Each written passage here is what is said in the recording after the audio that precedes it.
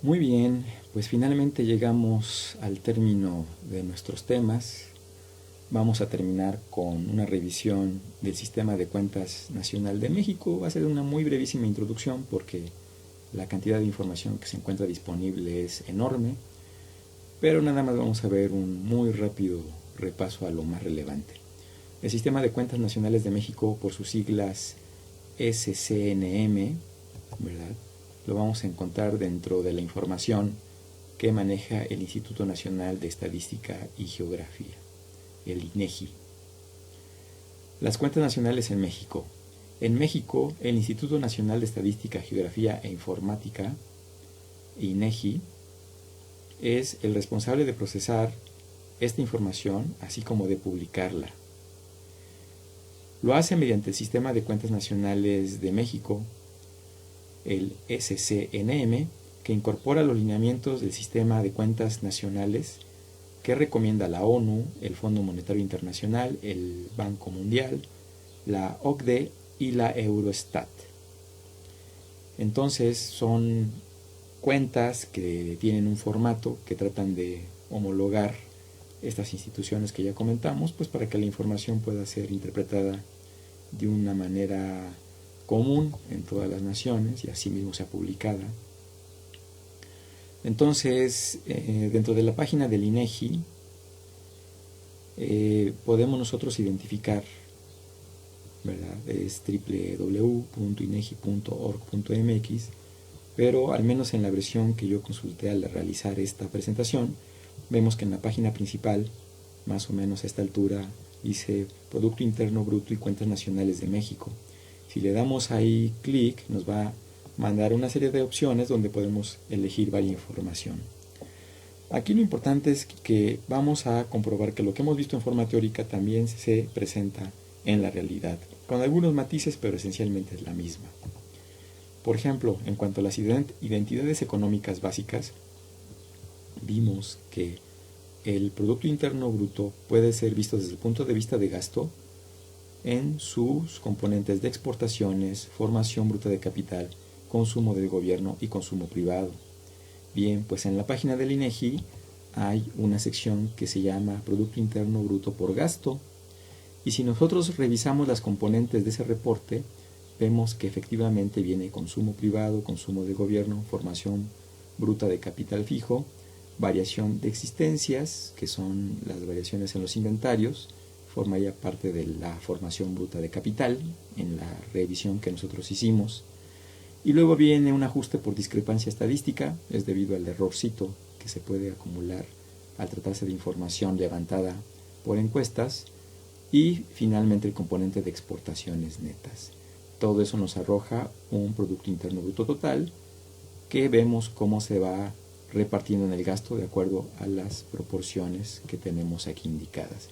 Y bueno, el INEGI proporciona no solo los valores en tablas, sino también algunas gráficas para tener una relación de cómo se van repartiendo los montos. Muy bien. El otro gran concepto que vamos a revisar respecto a las cuentas nacionales, y que aquí lo vamos a revisar de una manera muy práctica, es el concepto de la matriz insumo-producto. La matriz insumo-producto es el resultado de las cuentas de producción, consumo y formación de capital, donde se detalla en forma explícita la demanda intermedia, tanto en uso como en abastecimiento. Vamos a ver más o menos de qué se trata. Aquí yo tengo preparada para ustedes una matriz con las relaciones aritméticas que relacionan cada una de las celdas dentro de este arreglo de columnas y renglones, por eso se llama matriz. Y se llama matriz de insumo-producto porque vemos las interrelaciones entre los tres principales sectores productivos, a saber, sector primario, sector secundario, sector terciario, ¿verdad? Sector primario, sector secundario, sector terciario, en el sentido de ver cómo lo que ofrece un sector, es decir, lo que produce, cómo lo consumen los otros sectores. De la misma manera, vamos haciéndolo para cada uno de los sectores, sector secundario, lo que produce y cómo lo consumen los otros sectores, el sector terciario, lo que produce, lo que oferta, y cómo lo consumen los otros sectores. Y a su vez podemos ir viendo cómo el consumo de un sector, ¿verdad?, es el consumo de lo que ofrece el sector primario, de lo que ofrece el sector secundario, de lo que ofrece el sector terciario, y luego calculamos el consumo intermedio, es decir, el consumo de un sector para la oferta de los otros dos más el mismo. Y de la misma manera también tenemos la demanda intermedia, que es lo que ofreció el sector primario y que fue demandado por los otros dos sectores y el mismo. Además, dentro de este renglón que hablamos de la oferta, vemos que lo que produce, por ejemplo, el sector primario en este primer renglón, la demanda intermedia, es decir, la demanda de fabricantes que van a transformar estos productos ofrecidos por el sector primario o los van a tomar para eventualmente incorporarlos en otro producto, por eso se llama demanda intermedia, suma, por supuesto, lo que demandó el sector primario, lo que demandó el sector secundario, lo que demandó el sector terciario, pero además lo que demanda el consumidor final. Entonces, la suma de todos estos consumos es lo que me lleva a la utilización total o a la demanda total. En este caso para el sector primario, lo mismo para el sector secundario, para el sector terciario. Entonces la suma de las demandas me da la utilización total, ¿verdad? Y podemos ver que por otro lado los consumos intermedios se van sumando para cada sector. Luego viene un renglón con importaciones. Recordemos que las importaciones son productos que provienen de otro lugar, pero que son demandadas internamente. Aquí lo que demanda el sector primario, aquí lo que demanda el sector secundario, aquí lo que demanda el sector terciario.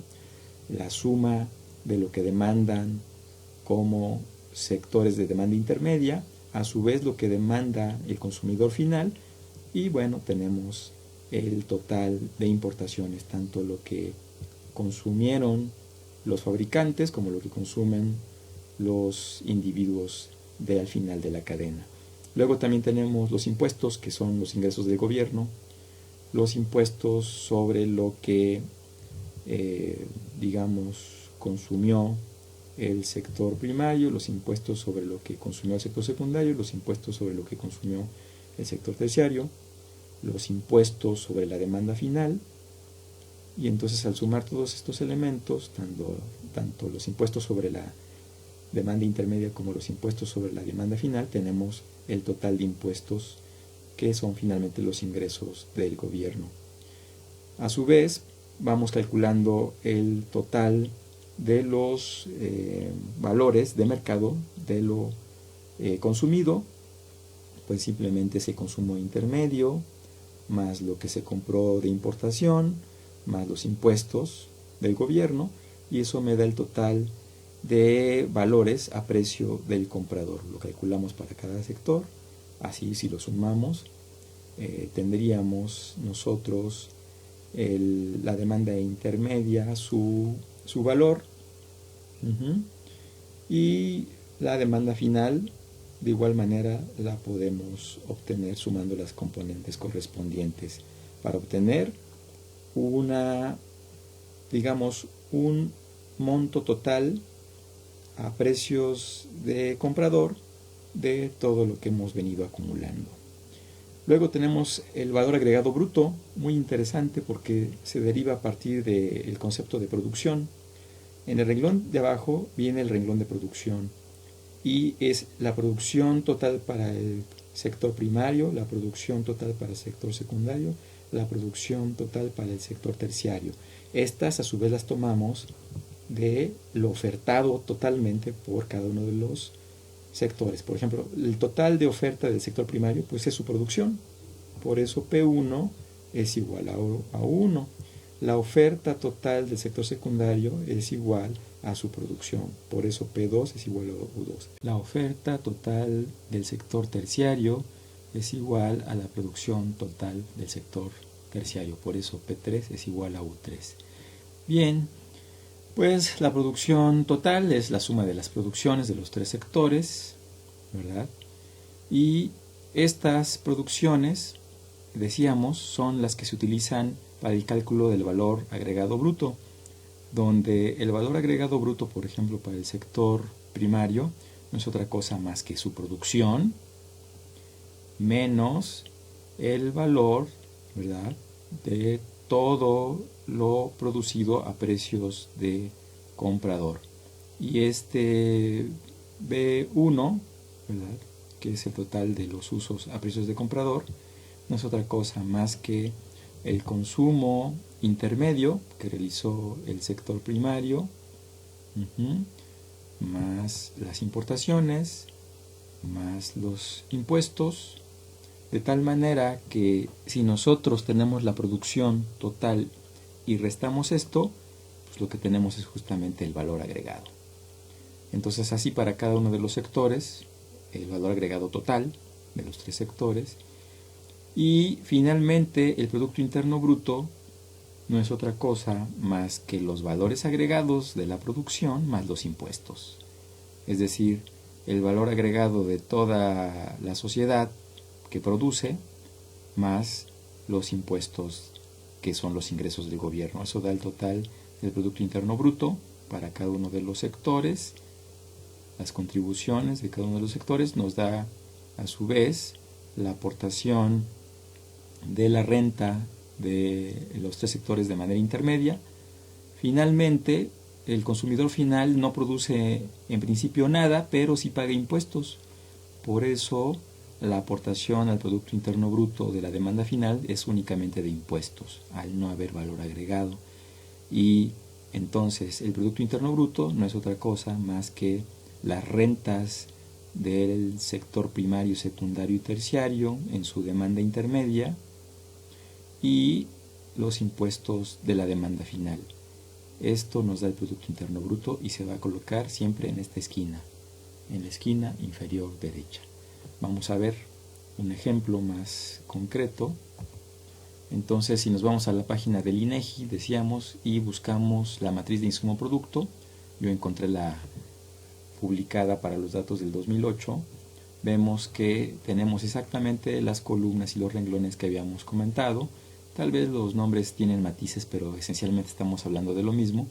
Y vemos que la producción, el Producto Interno Bruto, con base a la producción de toda la sociedad, para el año 2008 dio 12.256.864 millones de pesos.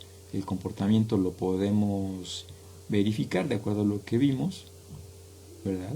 Por ejemplo, el sector primario ofreció al sector primario 50.541 millones de pesos, o en otras palabras, el sector primario se compró a sí mismo 50.541, el sector secundario compró al sector primario 284.051, el sector terciario compró al sector primario 42 millones de pesos. La demanda intermedia para el sector primario, lo que ofertó y fue consumido por los otros sectores, da 334.634. Finalmente al sector primario le compraron los consumidores finales 251.685, lo cual dio un total de consumo de lo producido por el sector primario de 586.319. En fin, eso es por el lado de lo ofertado por el sector primario.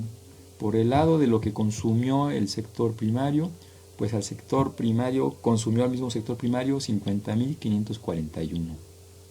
El sector primario compró al sector secundario 83.696. El sector primario compró al sector terciario 41.775. La suma de los consumos a los otros sectores y asimismo del sector primario es de 176.013. También importó 42.026. Aparentemente tiene subsidio porque impuestos netos de subsidios da valor negativo. Quiere decir que en esencia tuvo más subsidios que pagó de impuestos.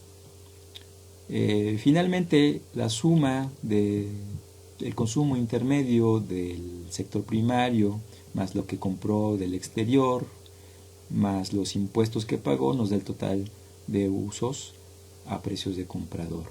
En fin, los demás valores como ya vimos, y así se puede verificar todo esto. Este es un ejemplo real. Ahora vamos a ver un ejemplo con la hoja de cálculo. Para eso ustedes tienen ahí en la página un enlace para descargar el archivo que se llama MIP. Lo descargan y lo abren, y lo que van a encontrar es esta tablita que he preparado para ustedes en Excel, donde se han capturado todas las expresiones que ya habíamos visto. Entonces ustedes aquí pueden jugar de nuevo la misma regla. Las etiquetas moraditas son parámetros que ustedes pueden mover, mientras que las negras y las verdes no. En particular el Producto Interno Bruto total está en la esquina inferior derecha en verde, y todos los valores en morado los podrían modificar. Por ejemplo, el consumo del sector primario al propio sector primario que fuera de 10,000. Entonces automáticamente se recalcula todo lo demás. Que el consumo del sector primario al sector terciario fuera 20,000. Y se reajusta todo lo demás. Que el consumo del sector secundario al sector primario fuera 5,000. En fin, ¿verdad? Ahí podemos ir jugando con esto y comprobar que lo que hemos visto en la tabla publicada por el INEGI realmente tiene un fundamento en las expresiones de la matriz insumo-producto que ya habíamos revisado. Muy bien, pues con esto terminamos el tema de las cuentas nacionales y de algunos ejemplos reales de la aplicación de estos conceptos, y con eso felizmente también terminamos este curso.